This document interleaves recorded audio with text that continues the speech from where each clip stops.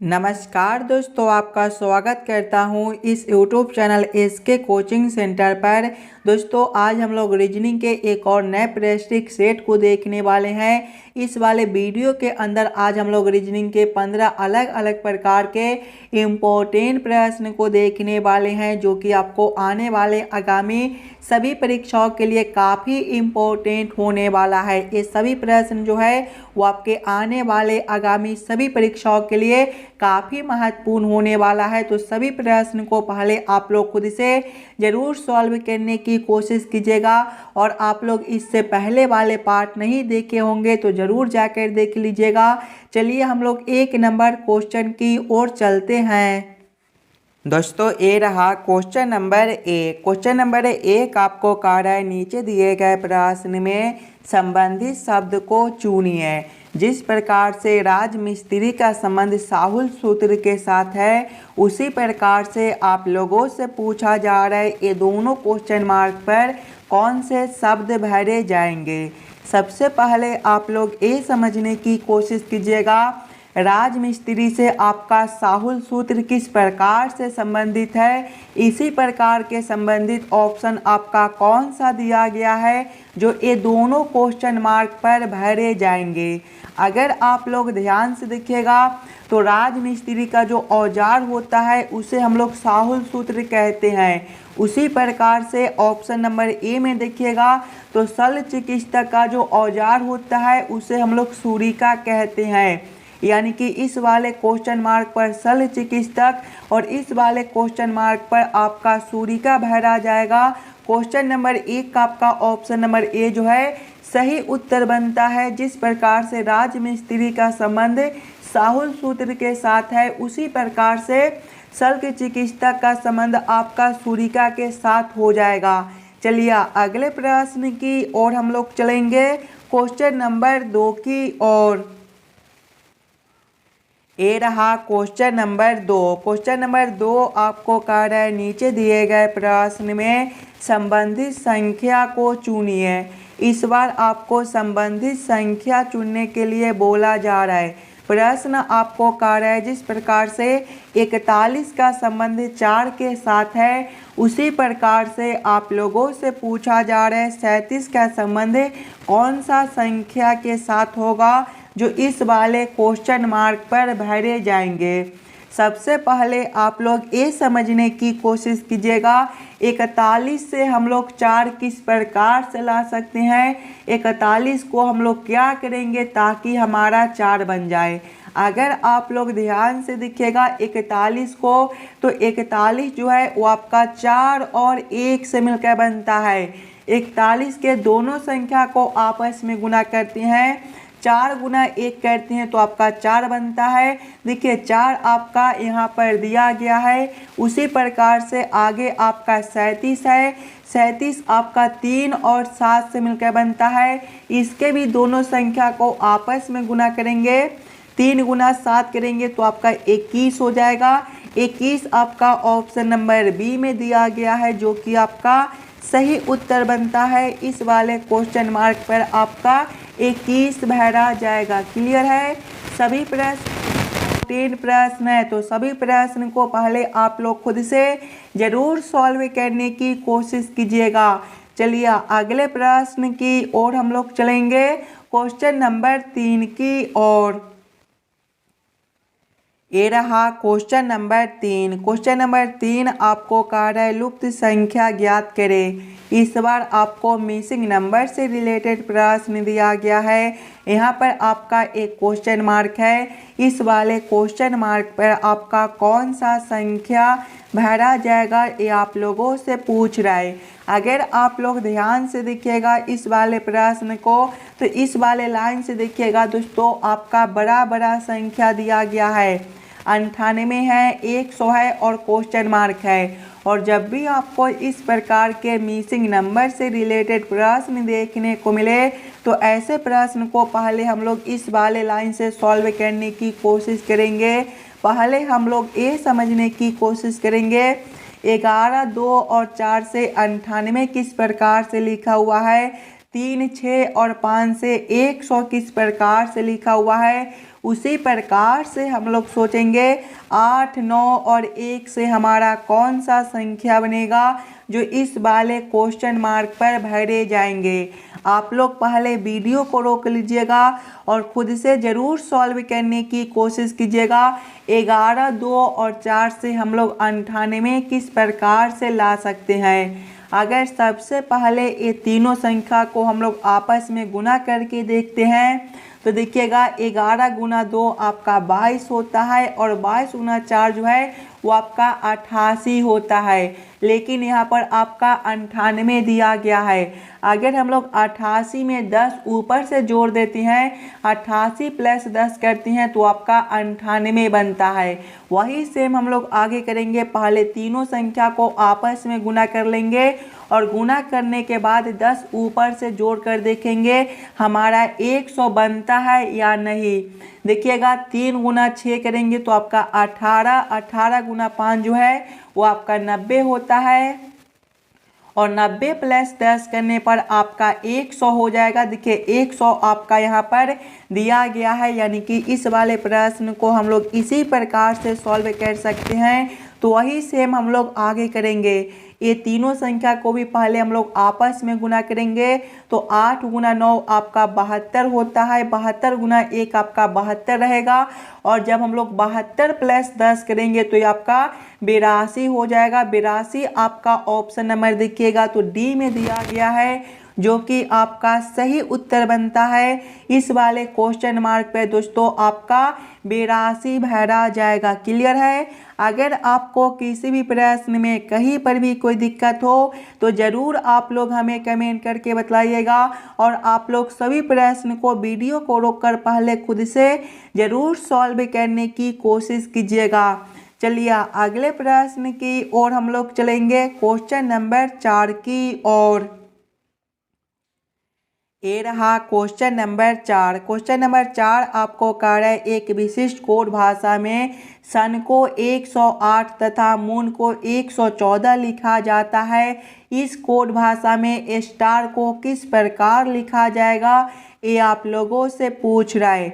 जब भी आपको इस प्रकार के कोडिंग डिकोडिंग से रिलेटेड प्रश्न देखने को मिले तो पहले आप लोग ये समझने की कोशिश कीजिएगा सन से आपका 108 किस प्रकार से लिखा हुआ है, मून से 114 किस प्रकार से लिखा हुआ है।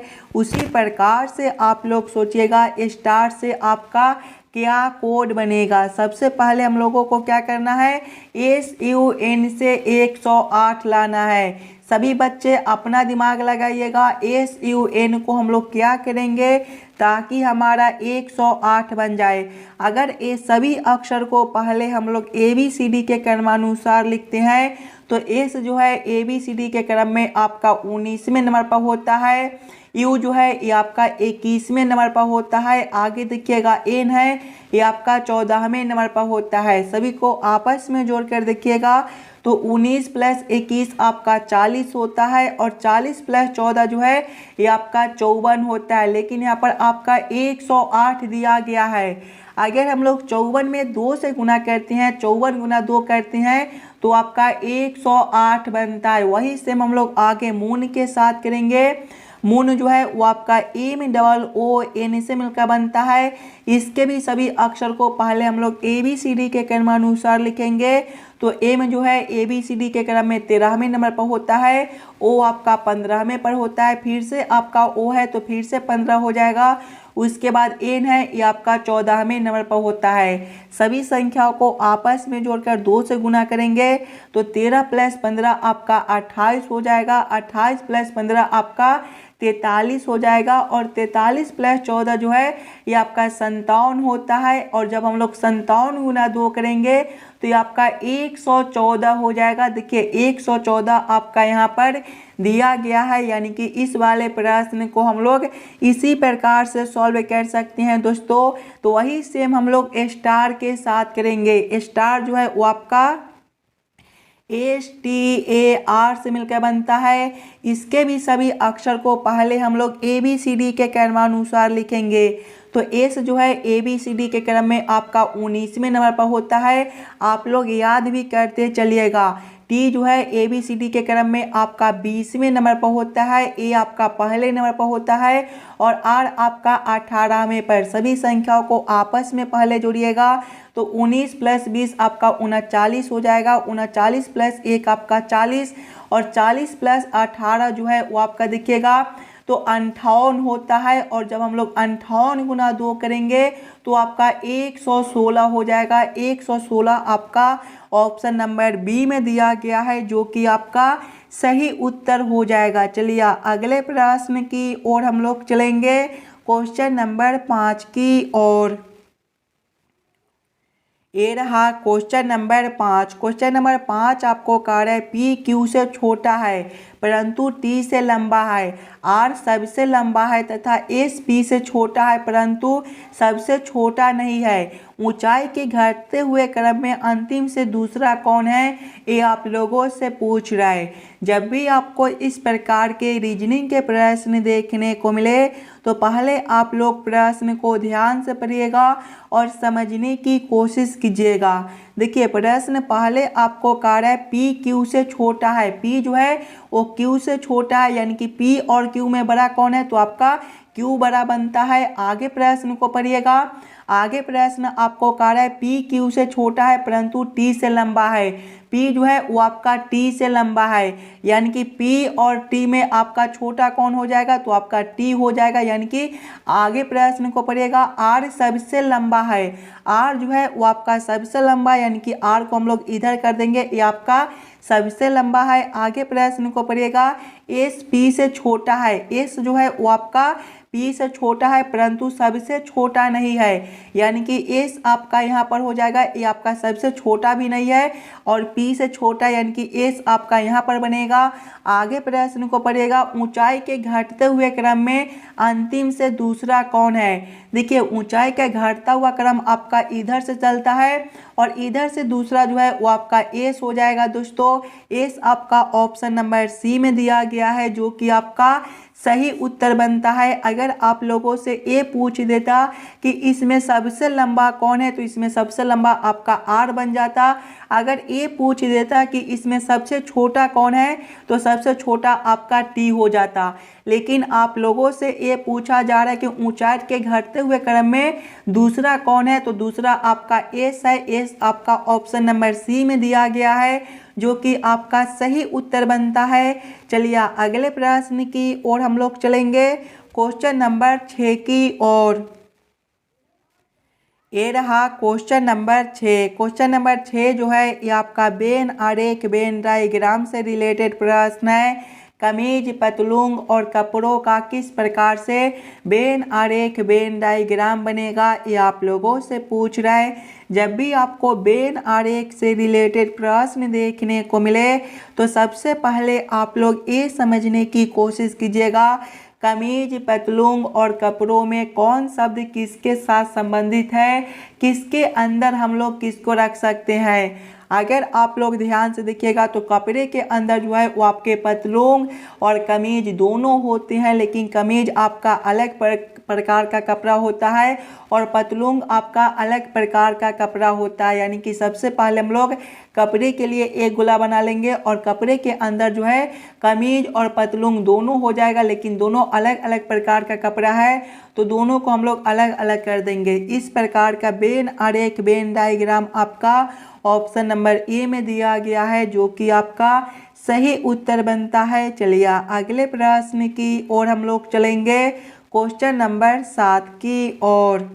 ये रहा क्वेश्चन नंबर 7। क्वेश्चन नंबर 7 आपको कह रहा है नीचे दिए गए प्रश्न में विषम संख्या को पहचान करें। जब भी आपको विषम संख्या चुनने के लिए बोले तो सबसे पहले आप लोग चारों ऑप्शन को ध्यान से देखिएगा और समझने की कोशिश कीजिएगा ये चारों ऑप्शन में आपका कौन सा ऑप्शन सबसे अलग दिया गया है। इस प्रकार के भी प्रश्न आपको एग्जाम में पूछे जाते हैं, तो पहले आप लोग चारों ऑप्शन को ध्यान से देखिएगा और समझने की कोशिश कीजिएगा ये चारों ऑप्शन में आपका कौन सा संख्या सबसे अलग दिया हुआ है। अगर आप लोग ध्यान से देखिएगा तो ऑप्शन नंबर ए में 61 है ऑप्शन बी में 51 है, ऑप्शन सी में 97 है और ऑप्शन डी में आपका 89 दिया गया है। देखिएगा ध्यान से, तो 51 आपका एक भाज्य संख्या है, बाकी ये सभी जो है ये आपके अभाज्य संख्या दिए गए हैं, यानी कि सबसे अलग ऑप्शन आपका बी बनता है। तो क्वेश्चन नंबर 7 का आपका ऑप्शन नंबर बी जो है सही उत्तर हो जाएगा। दोस्तों अगर आप लोग इस वाले यूट्यूब चैनल पर नए हो तो चैनल को सब्सक्राइब जरूर कर लीजिएगा और वीडियो को लाइक भी कर दीजिएगा और वीडियो को ज़्यादा से ज़्यादा अपने दोस्तों के साथ शेयर कीजिएगा ताकि और बच्चे तक पहुंच सके। चलिए हम लोग अगले प्रश्न की ओर चलेंगे, क्वेश्चन नंबर 8 की ओर। ये रहा क्वेश्चन नंबर 8। क्वेश्चन नंबर 8 आपको कह रहा है नीचे दिए गए श्रृंखला को पूरा करें। ये जो प्रश्न है ये आपका श्रृंखला सीरीज से रिलेटेड प्रश्न है।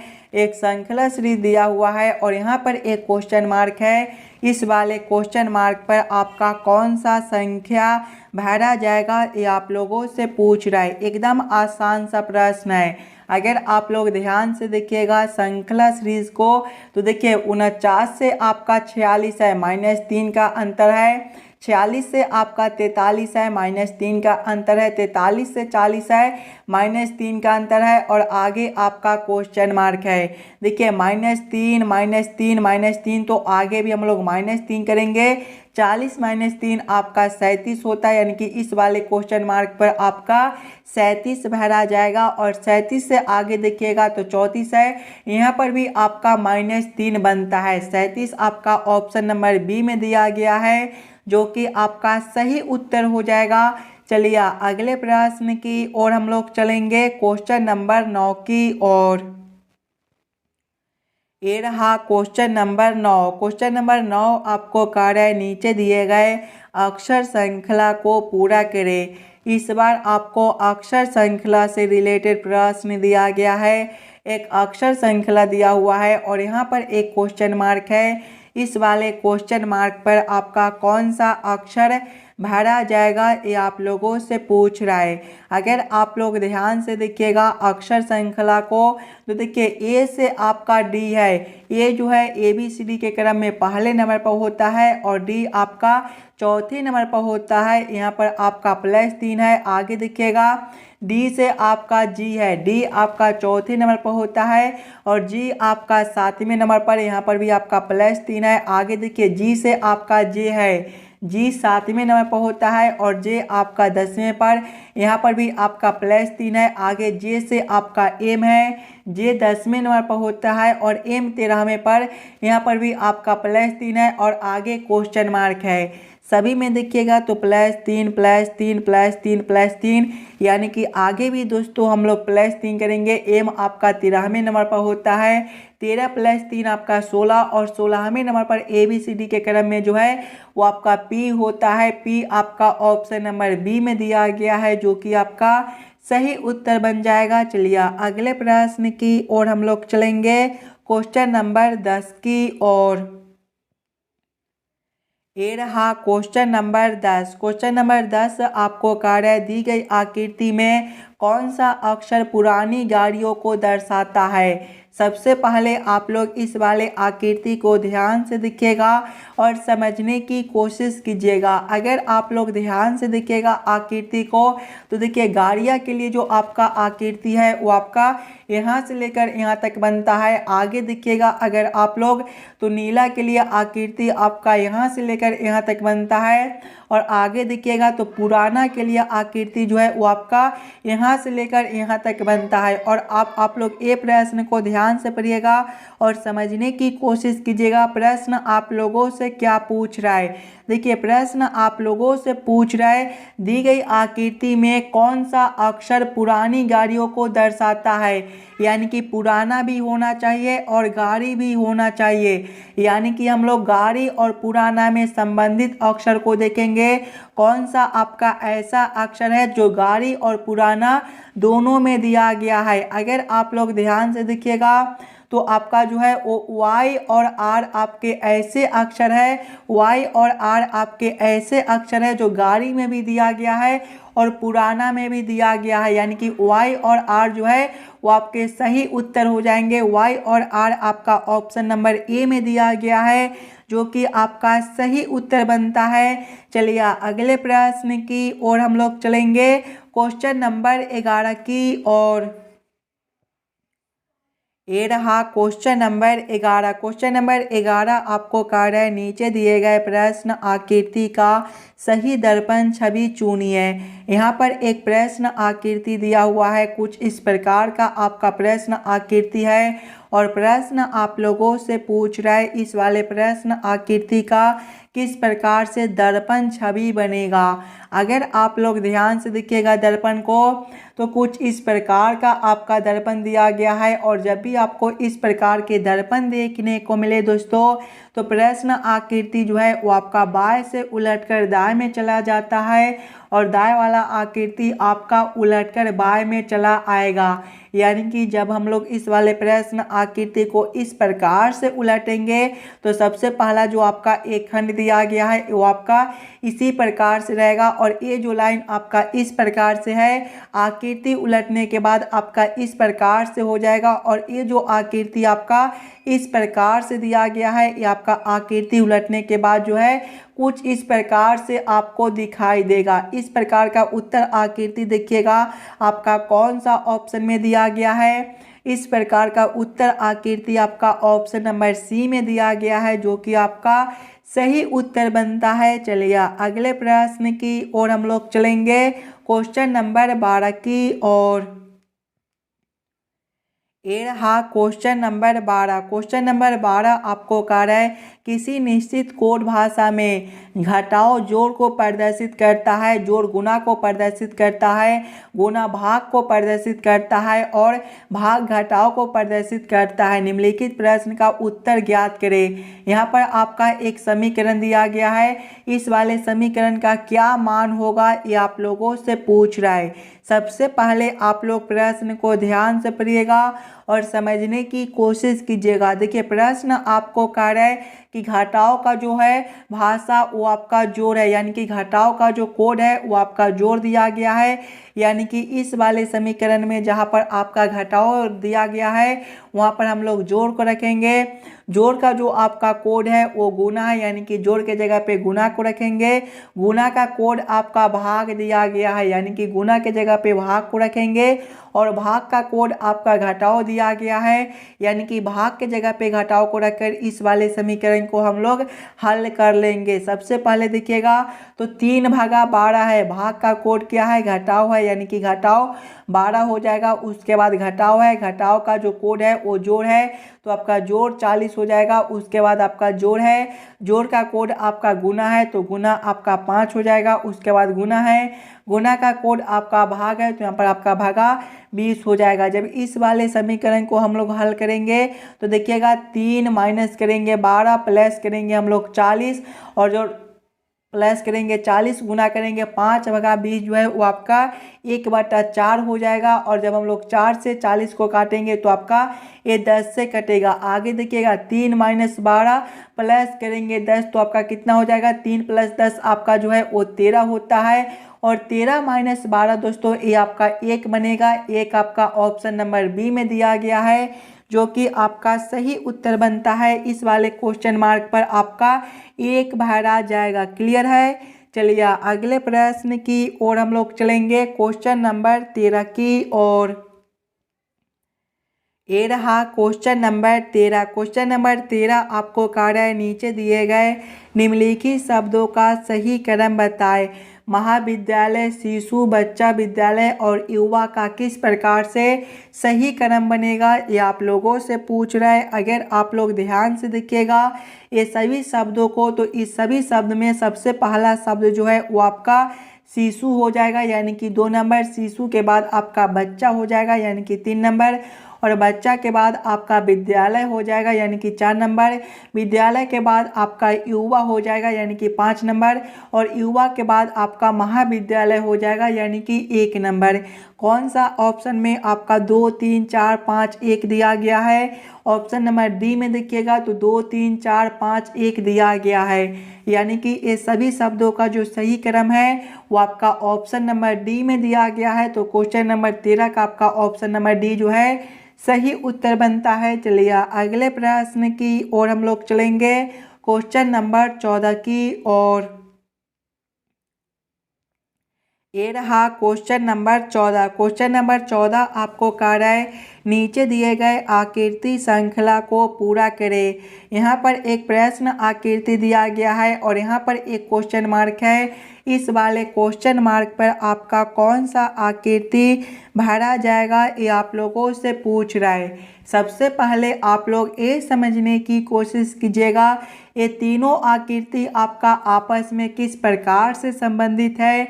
इसी प्रकार के संबंधित अगला आकृति आपका कौन सा बनेगा जो इस वाले क्वेश्चन मार्क पर भरे जाएंगे। अगर आप लोग ध्यान से देखिएगा पहले ये दोनों आकृति को, तो देखिए रंगा हुआ भाग जो है वो आपका इस वाले खंड में है, तो इसको एक खंड आगे बढ़ाकर इस वाले खंड में कर दिया गया है। उसी प्रकार से अगले में देखिएगा तो एक खंड आपका और बढ़ा दिया गया है। वही सेम हम लोग आगे करेंगे, रंगा हुआ भाग को जो है वो हम लोग एक खंड और आगे बढ़ा देंगे। पहले आपका इस प्रकार का आकृति है तो पहले हम लोग इस प्रकार के आकृति बना लेंगे। देखिए रंगा हुआ भाग इस वाले खंड में है, जब एक खंड आगे बढ़ाएंगे तो ये आपका अब इस वाला खंड में हो जाएगा। आगे देखिएगा ये जो है ये आपका इस वाले खंड में है, तो इसको भी एक खंड जो है वो आगे बढ़ा दिया गया है। और ध्यान से देखिएगा तो इसमें आपका खाली है, तो इसमें आपका रंग दिया गया है। गोला को आगे देखिएगा तो एक खंड आपका और आगे बढ़ा दिया गया है, और इसमें आपका रंगा हुआ है तो इसमें आपका खाली कर दिया गया है। उसी प्रकार से जब हम लोग गोला को एक खंड और बढ़ाएंगे तो ये आपका इस वाले खंड में हो जाएगा। और देखिए एक बार खाली है तो एक बार रंगा हुआ है, एक बार खाली है तो अगला में जो है वो आपका रंगा हुआ हो जाएगा। उसके बाद देखिएगा तो इस प्रकार के भी आकृति को जो है वो एक खंड आगे बढ़ा दिया गया है। इस वाले में इस वाला में है तो अगला में जो है एक खंड आगे बढ़ाने के बाद आपका इस वाले खंड में हो जाएगा। इस प्रकार का उत्तर आकृति देखिएगा तो आपका ऑप्शन नंबर ए में दिया गया है, जो कि आपका सही उत्तर बनता है। इस वाले क्वेश्चन मार्क पर आपका इस प्रकार का आकृति भरा जाएगा। चलिए अगले प्रश्न की ओर हम लोग चलेंगे, क्वेश्चन नंबर 15 की ओर। ये रहा क्वेश्चन नंबर 15। क्वेश्चन नंबर 15 आपको कह रहा है नीचे दिए गए प्रश्न आकृति कौन सा उत्तर आकृति में निर्मित है। यहाँ पर एक प्रश्न आकृति दिया गया है, कुछ इस प्रकार का आपका प्रश्न आकृति है और प्रश्न आप लोगों से पूछ रहा है इस प्रकार के प्रश्न आकृति कौन सा उत्तर आकृति में दिया गया है। अगर आप लोग ध्यान से देखिएगा ऑप्शन नंबर सी में, तो देखिए प्रश्न आकृति जो है वो आपका सबसे पहले इस प्रकार का लाइन दिया गया है और उसके बाद देखिएगा तो आपका बीच में इस प्रकार का गोला दिया गया है। ऑप्शन नंबर सी में देखिएगा तो आपका जो है इस प्रकार का देखिएगा तो पहले आपके लाइन भी बन जाती हैं और उसके बाद देखिएगा तो बीच में आपका गोला भी इस प्रकार से बनता है। यानी कि ये जो प्रश्न आकृति है ये आपका ऑप्शन नंबर सी में निर्मित है। तो क्वेश्चन नंबर 15 का आपका ऑप्शन नंबर सी जो है सही उत्तर बनता है। आशा करता हूँ दोस्तों आप लोग सभी प्रश्न को बढ़िया से समझ गए होंगे। अगर आपको किसी भी प्रश्न में कहीं पर भी कोई दिक्कत हो तो हमें ज़रूर कमेंट करके बताइए।